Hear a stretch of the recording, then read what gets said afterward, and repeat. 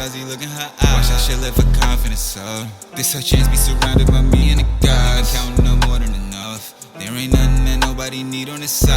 Around and see no one but us. I'm surrounded so you won't catch me by surprise. I know she been holding my cup, because she got a drowsy look in her eyes. Watch that shit live for confidence, so this her chance, be surrounded by me and like I said, folks, special guests. We here. Myself, Trippy OG, got my main man, J.Ellis, K-O-T. Who would have thought? Just one moment, like, I used to watch you and CP for years, just watching y'all, starting out, getting my information, like just happy that I'm not the only one that thinks the way I think. Like, there's some logical people that are Knick fans. Yeah. Now I'll be doing an episode with you. It's amazing, bro. It's amazing. Kudos to you, man. You started a lot of this, bro. A little do you know, you started a lot of this. Hats off to you. I've heard from many people. I appreciate the love. It's been a grind for a long time, and I know out the people, so I appreciate everybody who's ever supported KOT wherever I was and still support. I appreciate all of you guys. Definitely, man. But look, we was gonna get straight into the recap, right? Yeah, let's get it. But I can't do it just yet because this dude with Kyrie Irving is killing me inside. Because, all right, we're fans. We talking about 3 first-round picks for OG Anunoby. Yeah. Telling me that he's worth that, but then I make a statement and say, I'll give up 5 picks for Kyrie. And they ready to kill me out the water. Yeah. You know what it is with Kyrie? It's never been about the talent, man. It's never been about the talent. And we've had this debate on KOT Show for years. That dude is super talented. He's the most skilled point guard ever. But he's just so volatile. You just never know what's going to happen. And it's funny because when I debate with Nets fans, and they're like, "Oh, we better than y'all," and I'm sitting here like, y'all nice on paper, but let's be real. Y'all got an expiration date. Because between KD's knees and Kyrie's attitude, that you only have about 2 years. And I said 2 years max. And I said that a year ago. And coming up on that right now. And he wants out. And Kyrie was only playing good soldier so he can get the check. He was like, all right, I'll play nice until trade deadline. I'm going to ball out. I'm going to be a good soldier. And then once I get my check, and then I'm trying to ask for that money. And the thing is, once he gets that money, will he revert to protester Kyrie who wants to take a leave of absence and he's in the club with his family somewhere? Like, are we gonna see that guy once we give up 5 picks and he gets his bread? Saying, man, it's like, see, I understand that part. Like, I get the mental, right? So let's exclude the mental. It's like I'm looking at it at the game of basketball. This front office promised us a star. There is a star that popped up out of nowhere, available now. Go get the said star. Because these other guys that we claim to be said star are not the guy. Zach LaVine, not the guy.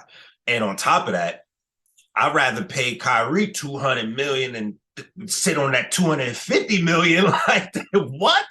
Then you got OG. Yes, I get the promise. I understand it. I do respect the trade and I respect the picks in the situation of him being a clutch client. So we might have to give up an extra pick to make amends for how we treated Cam Reddish. So I understand the route of the business in that. But it's like, it's Kyrie, man. Like, oh, Kyrie don't want us, man. Of course Kyrie not. don't, and we don't. I'm sorry, I don't want him either. The front office don't want him. The only reason that they were even entertaining Kyrie was to get at Kevin Durant. Kyrie was kind of like, all right, well, maybe if we if we gotta deal with him, but we got Kevin Durant. You know, that's been most people's thinking. So it's like people talking about Kyrie. I'm looking at Kevin Durant. That's the thing. That's the But thing. I don't think you think Kevin Durant want to come here. So I'm not for asking nobody to come here who don't want to be here.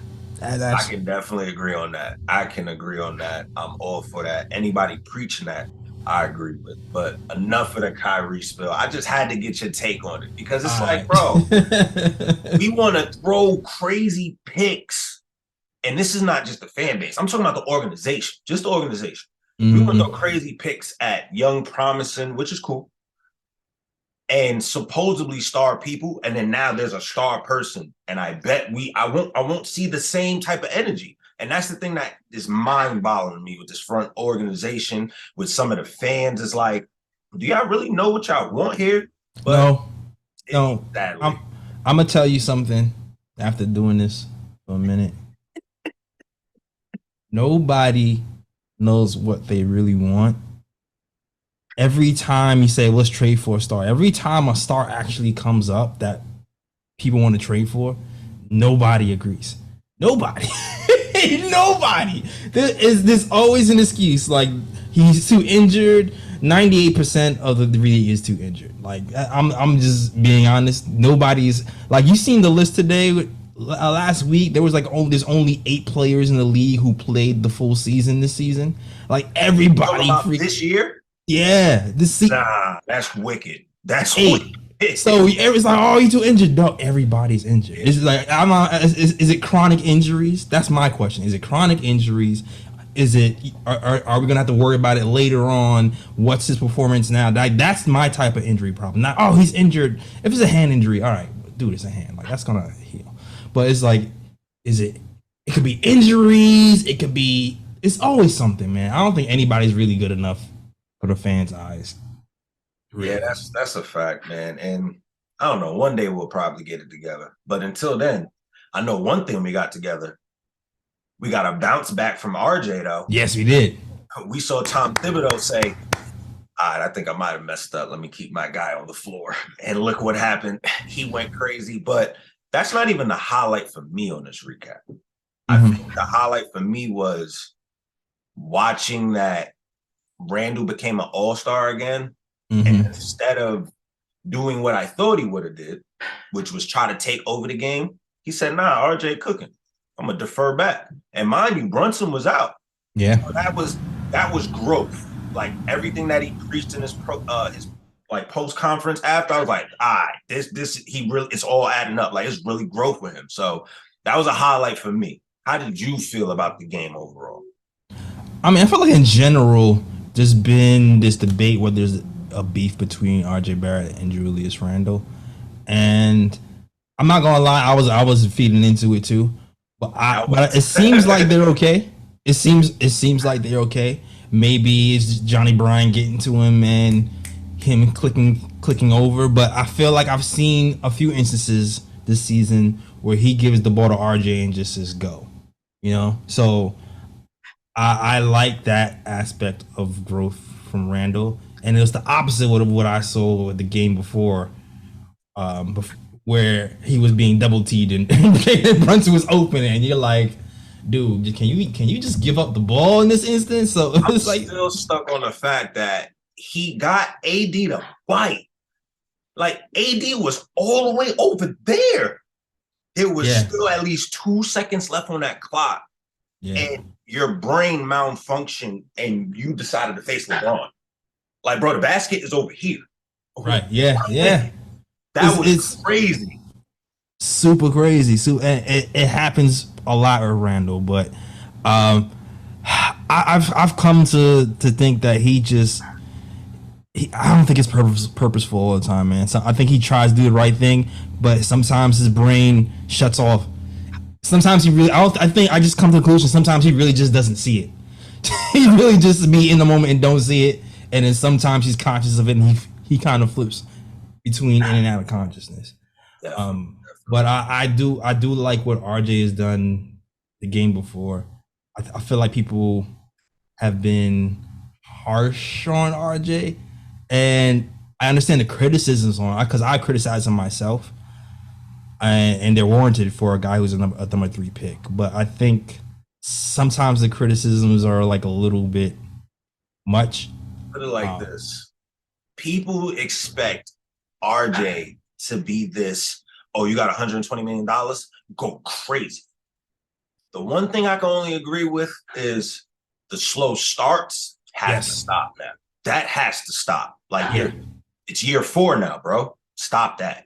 But other than that, he's not playing bad at all. Like, he's been literally averaging. Matter of fact, let me go to the averages of the whole big 3 right now. Hold on. Not even our big 3, our mid 3. Jalen Brunson is averaging what? 22.8 points, 3.5 rebounds, 6.2 assists, 43% from the field. Then you got RJ, 20.3, 5.4, 2.8. See, that's the problem. He don't get the ball enough. Like, he don't get to run the units enough to get them assist numbers up. And that's the part that I feel like is lacking in him, but that's due to Tom Thibodeau, because that's where you unlock RJ. See, this is when I push back a little bit, because for me, the 2 things that I'm not happy with RJ about is the tunnel vision and the defense. So for me, there's been plenty of times when he had the ball, he gets double and triple teamed, and I'm seeing people wide open in the corner, and he doesn't kick it out. So for me, I'm like, those are my criticisms of RJ. But the criticisms that I push back on are they pretend like he's useless on the offensive end, and they feel like, the percentages are still too low. But when you look at what he's been doing since the Dallas game, he's been averaging 21 points a game, shooting 45% from the field and 39% from 3. That's not counting the game yesterday. But when you look at those numbers since the Dallas game, you're like, you know what? He's trending in the right direction. We just probably have to be a little bit more patient than we want to for a number 3 pick. But it looks like he's trending in the right direction. So that's when I say, I want people to ease up a little bit. Just a little bit, not totally, just a little bit. I feel like this. I feel like he gets criticized a little way too much. Like, some of the things that are being done to him, I don't see happen to the other 2 guys of this 3. I don't see that happen. And I just want Randall kind of went through it. What do you mean? We ain't even gonna bring Randall up. Maybe Brunson, because Brunson is a little newer, but Randall definitely. But go ahead. I'm gonna let you finish. It's just like, I understand, but maybe that's what RJ needed. Every time Tom does that, I put a battery in his back. So I understand it, but it's still fire Tom for me in regards to anything I say if I'm ever bigging up Tom. So nobody get it twisted here, folks. All right? I might give somebody their credit where credit is due, but look, it's still fire Tom on my side. But speaking of the 3, right? Just to slide over RJ a little bit. We have Jalen Brunson, the new guy, the glue to make all this work, the reason why we're really at where we are right now. Of course, we can't disregard the play of Julius Randle, who's been playing phenomenal. But Jalen Brunson is the glue. Yeah. Now, I have a reason to why he was snubbed as an all-star. And I'm not going to say it's Wally. I'm about to say, you going to say it's Wally? I'm not going to say that. But that's a funny one, though. But I got some blame, just minimal. But I feel like, let's compare him and Tyrese. And we're just going to go off of points and assists. You're a point guard running the helm of your team. Regardless of, there's many cases he's dished it out. People are not hitting their shots. I can understand that. But there's many a times that we all know, and we all seen it, we all preached it. That's the one key problem with this 3. All 3 of them have that tunnel vision mindset. Tyrese is averaging 20 and 10 versus Brunson's what? 22 and 5 and 6? Yeah, he's around the 5-6 mark right now. Now, as coaches, right? If you had to pick out of the 2, and then you looking at gameplay and you watching film, you looking at those numbers, you specifically point guard, assist, you're looking at that. Wouldn't you see that in some cases, Tyrese makes the case that he's actually making his players a little bit more better and putting them in better situations, better ball movement? Just I like mean, the last night, right? I accused the point guard. That was like the best ball movement I've seen all year, bro. yeah. That was the best ball movement I've seen. Now, I'm not discrediting Brunson at all in any regards of what I'm saying. It's just that I feel like that mainly might be a reason why he got snubbed. One of the cases. But me personally, DeMar DeRozan didn't deserve to be on that list. I don't know why he was there. I don't know why he was on that list. I mean, for me, for all this, oh, he has 11 assists. He makes all the players around him better.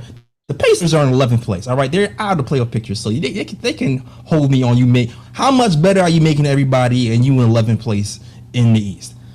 I'm just saying. So all that, oh, the passing, I'm not buying it. I already know the real reason is the Knicks are in the 7th seed and the 6th seed, and they're not a top 5 team or 4 team. So the coaches are saying, oh, there's no way we can have 2 Knicks players in the All-Star game because they don't have a top 5. That's the real reason that's happening. But when you compare Jalen Brunson to all the people on the list, like, all right, Halliburton head-to-head matchup, we smacked up the Pacers multiple times. Like, get out of here. The Bulls, the DeMar DeRozan, same thing. Outside looking in 10th place. What are you doing? You're not even in the playoff picture. Why are you even being saved by the coaches? You know what I mean? So I'm looking at it, and and then you have Drew Holiday. Like, I get Drew Holiday. I mean, listen, Brunson has better numbers than Holiday. He has better numbers. Having a date about for a while. It's like it's like yeah, then it's like no, and it's like I'm stuck in the middle with him. It's because the Bucks have a better. It's the record, though. That's really what it is. Bucks are number 2, so they're like, all right, you can have 2, even though Jalen Brunson is more important to our team and a bigger pie of our success. They're going by the record at that point, but head-to-head matchup, I'm taking Brunson over Drew Holiday all day. Oh, yes, of course. I can say this, though. One shocking thing about just hearing about that, and I definitely hope he gets well soon. They definitely say he might be out for the game on Saturday with the non-COVID illness, so I don't think he's playing at all. Yeah, we need him. But we need him tomorrow. I will say this. It was shocking to hear Charles Barkley say what he said. I didn't think him of all people would give us props, but especially somebody on the Knicks. Like, for him to really be stern and feel how he felt, like, nah, Jalen Brunson really should have made that. Yeah. What's your thoughts on that? Because again, I didn't think he would do it. I guess it's always been LOL Knicks from that TNT crew outside of Kenny, who kind of gives us some love. So I was shocked too. But you know what? It's entertainment sometimes. So I don't know. Maybe they sometimes they just know what buttons to push for their ratings. So I feel like the LOL Knicks things be like, oh, Knicks fans are watching. Let's get engagement. Let's mispronounce Julius Randolph's name and let's make jokes, because everybody loves making fun of the Knicks, no matter how good or bad they are. That's just it's a thing. So I'm starting to think that stuff is all theater, and the thing he said yesterday was probably how he really felt about the situation. Yeah, pretty much, man. Other than that, Brunson. I would have never thought he wouldn't have made that list. I thought we had it in the bag. Like, the way we were moving, the way we're going about situations, I'm like, okay, we better have 2 All-Stars. And then it's funny that before the game started, I didn't even know Brunson wasn't playing, right? Yeah. So I go on Twitter and I tweet, and I'm like, all I know is I only see 1 All-Star. I better see that ball moving tonight. See that ball That's a fact. Tonight. That's a fact. Like, ain't no more. I don't want to see no more stat pattern. Like, it was cool, understood, but nah. For the rest of the season, that ball better move. Yeah. But another thing I wanted to touch base on with you is, how do you? Well, not touch base. Just ask you. How do you feel about the game you finally got out of Quentin Grimes? We finally got a good decent game out of him. How do you feel about that? I feel like I'm not shocked. I know, like I said before, I don't know what happened ever since that whole Donovan Mitchell trade. People like super harsh between the Donovan Mitchell trade and the Cam love affair. Grimes has kind of just been a casualty of other people's disdain for the way the Donovan Mitchell thing happened. Can you say he really is? Because look at the situation at hand. Would anybody probably feel the way they feel, especially with the Cam situation, if Grimes at least worked his way up to be the starter instead of just automatically getting it? I mean, worked his way up as a power. So I mean, listen, we already know Tom Thibodeau likes defense. Tom Thibodeau likes defense, though. So Cam Reddish has athletic gifts to be a superior defender, right? And I'm not popular on Twitter because of my Cam takes. I already know. But it is what it is. Quentin Grimes does not have the length that Cam Reddish has, but his defensive IQ is a lot higher than Cam's is, and he doesn't make as much mistakes. And on top of that, he's quicker side to side defensively, and just quicker hands in general. So when you have a defensive guy in Tom Thibodeau who values defense, and you look at how Cam plays defense versus how Grimes plays defense, Grimes, when it comes to positioning, does not make mistakes. Cam, he makes a lot of mistakes, but when he was trying to fight for his minutes, he made up for it with his effort, and he was able to get some steals because of that. So head to head, when I'm looking at the defense, Grimes is the safer choice to me when it comes to the defense. And then also, depending on the matchup especially, and then also, when you're looking at the three-point shooting, as much as Grimes has been struggling this season, Grimes is still a better three-point shooter than Cam is, and this is Grimes' second year versus Cam's fourth year. So when people talk about, oh, he hasn't earned it, Grimes came out the gate shooting 38% from three in his first season and outplayed everybody defensively last season. And then we went on an 8-game winning streak with Grimes in the lineup. And I'm not saying that Cam is like a worthless player and he can't play. Cam has a lot of potential, but he hasn't really put it all together yet. And there hasn't been like a thing that we can count on night to night with Cam. The best thing I can say about Cam that we can count on night to night is the closeouts. Like, he's been able to attack closeouts from three and get to the rim pretty well. But Grimes has been doing that as well. So it's like, I know people love Cam, but matchup to matchup, I've just seen more from Grimes. And when it comes to my only thing is, and this is when I criticize Tom, there's certain matchups where we need a longer wing. And when it came to like the Spurs and the Toronto Raptors specifically, and I'm seeing we're getting killed and we need a longer wing, those are the times where I'm like, all right, I know you're not a fan of Cam right now, but these are the times to throw him in there and see what you have. And he's failed to do that. So I criticize him for that, but I don't criticize him choosing Grimes over Cam in general. All right. So what I can say is this. That had to be at least the best breakdown, at least why you're picking Grimes over Cam versus anybody I've heard. Like, if you listen to the KOT show, you will hear these breakdowns. Great. I'm just like, like, that is great. Like, you understand, like, people understand, like, I like that. Like, don't just say, oh no, he's better. Like, You know what I'm saying? Like, give me a for sure reason. Like, you took it to, okay, look at the defense. Look at this situation. So that would make me understand, right?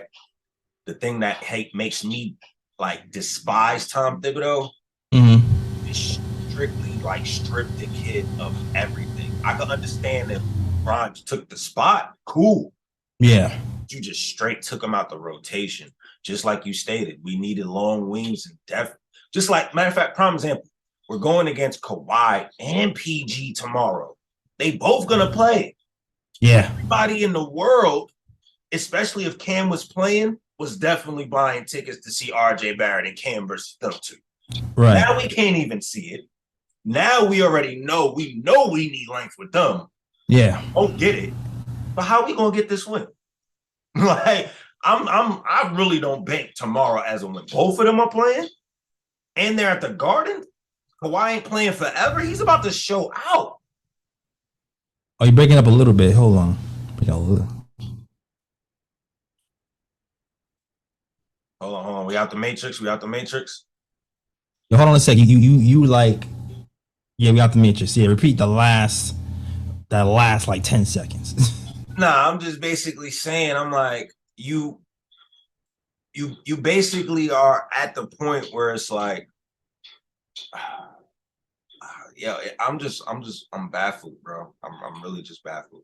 Like that's how it is. I'm just baffled at this point. I can't express what it really is. Yeah, something's got to give with Tom because, bro, we definitely need Cam Reddish tomorrow. Like, there's no way you're looking at the Clippers roster, and if you look at just the overall height advantage they have over us, why is Cam not playing? Look at some of the matchups. Why is Cam not playing? And I'm not even bringing up height. I'm talking about overall skill set, matchup for matchup. Why is Cam not playing? Tomorrow, I bet you amount of money, Obi Toppin still won't get more than 12 minutes. And that's still like, I don't understand it. I don't get it. Yeah. So to really close this thing out, you know, before we say bye to the fans that's going to tune into this, what are your thoughts and predictions for this Clippers game? Like, what do you want to see? What do we have to execute to get this win? Because no matter what, this is a must-win. We're right behind. Who are we right behind? Here. Right now we're right behind the Heat still. We gained some ground because we beat the Heat. So, what happened? Keep going. We gained some ground because we actually beat the Heat yesterday, but we're still behind the Heat. And I'm right now. I'm just trying to secure that 6th spot. And truth be told, with the whole turmoil going on with the Nets, we might be able to get to 5th if we play our cards right at that point. So yeah, we have the Heat again. You have the Heat right in front of us, and then the Cavs and the Nets. And I'm looking at those guys. I'm looking at the Nets to drop after this Kyrie news. But for us, I think we have to do a few things. One of them is continue to move the ball. You already know we're 28th in the league in assists.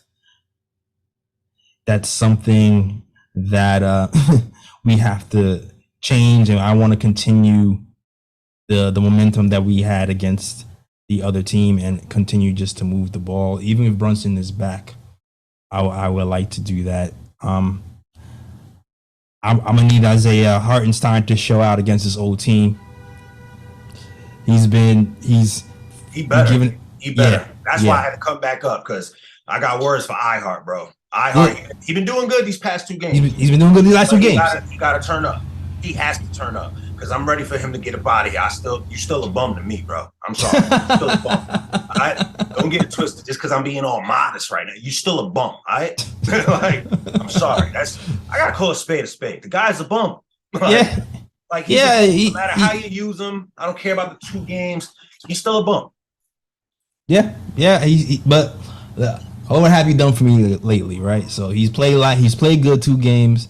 I want to see if he can extend it to 3 games. Usually, when you play in your old team, there's a little bit extra on that, you know. I want to show him. So hopefully he puts a little bit of extra on that tomorrow, and we'll do that.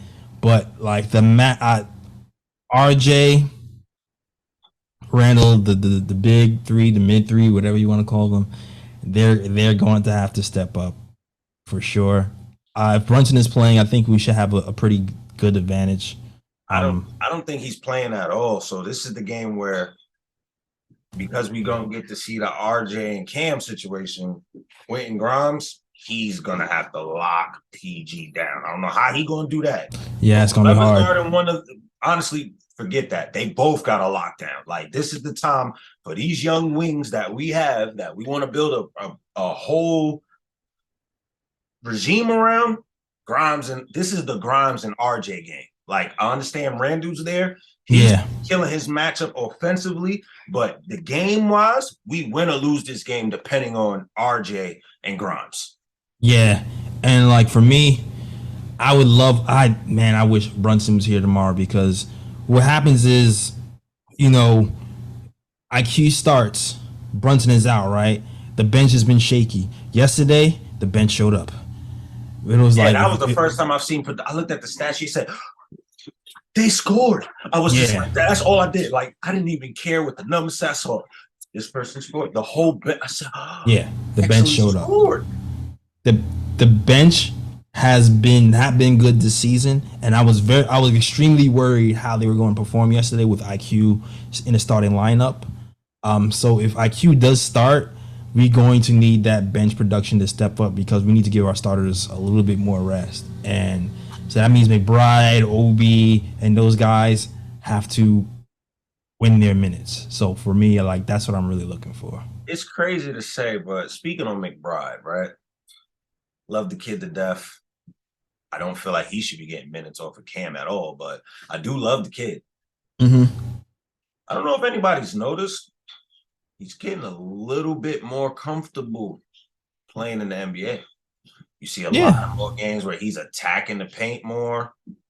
Yeah. You see he's taking hella shots. But I like that. Like, we don't like it because, bro, we want you to at least score. Like, we need some help. But I like the fact that out of everybody else on that bench, if you look at the bench, plus, like, when IQ's there, you can guarantee night in, night out, at least Deuce is trying to help. But I give him that. Yeah, and this is what I'll have to say about McBride and Knicks fans sometimes. Remember last year when everybody wanted to ship out IQ for a bag of chips? Sure do. Like, McBride has barely played in the NBA. Like, he's getting his first real minutes in the NBA. So when people are talking about McBride and he's not playing well, you have to kind of put that in context. Like, he has to develop. He's going to have his lumps, and he's going to have his struggles, and it's not going to be consistent, because that's what happened when you play young players. Young players aren't consistent. But for a long time, we've been saying, we want to be like the Raptors, who have these young players and groom them, and they become something better. Or we want to be like the Spurs. And now we have our opportunity to do that. And we have to let young players like Grimes and McBride and stuff earn their lumps and not get impatient as soon as they start to actually get minutes, like we said we wanted them to. Because I was here on Knicks Twitter last season where everybody was like, play the kids, play the kids. Yeah, play the kids doesn't mean we win every game. It means you're going to have to see something crazy. Like, some nights it's going to be ugly. Some nights it's going to be ugly. But lastly, right, let me ask you this. Trade deadline is what, 6 days away now? Yeah. How the J.Ellis himself, the guy himself, how do you fix the Knicks at the deadline? You got the deadline. You're not fixing the Knicks at the deadline. That's a fantasy. Like, what you're going to. I'm talking about fixing the bench. At least that's fixing the. Fixing the bench. Yeah, like, realistically fix the Knicks, like, for this season, not for future years to come. Like, right now, like. Okay, for right now. I'm one of those guys. Like, you got to take this one time. Like, this baby steps with this team. So right. I want to preference my answer by saying this. whenever move we make at the deadline, if we are going to make a move, I'm aware that we're not going to be a championship team at the deadline. So please don't come for me because, oh, that move is made. We're only going to get the shut that, like, for real, man. Like, I know we're not making a championship this season. What the aim really is for this team is, if we're going to, for me, when I'm looking at the team, if we're going to make the move, I'm not trying to make a move for like a veteran. I'm trying to make a move for a younger guy who maybe we can see long term, who's going to fit our timeline, that can do two things: either A, start to develop here and help us this year, or B, he's such a talent that when a A+ star comes here later, we can use him later in a trade. You know what I mean? So that's what I'm looking at. So I'm not interested in stuff like Eric Gordon, where he hurt. Leverage type of thing for you. Yeah, it's more like a leverage. It's like more of a leverage timeline thing for me. Like, if we're trading, I'm not interested in trading a veteran, putting a veteran on this team if he's taking minutes away from young bench players. Now, if we bring in another young player and he takes away minutes from another young player, that's different, because it's still within our timeline and we're grooming a young team and we can still flip that situation or use him later. So I'm a preference everything with that at first. All right, I definitely appreciate that. Well, final seconds of it, Jay, I appreciate you for coming on board.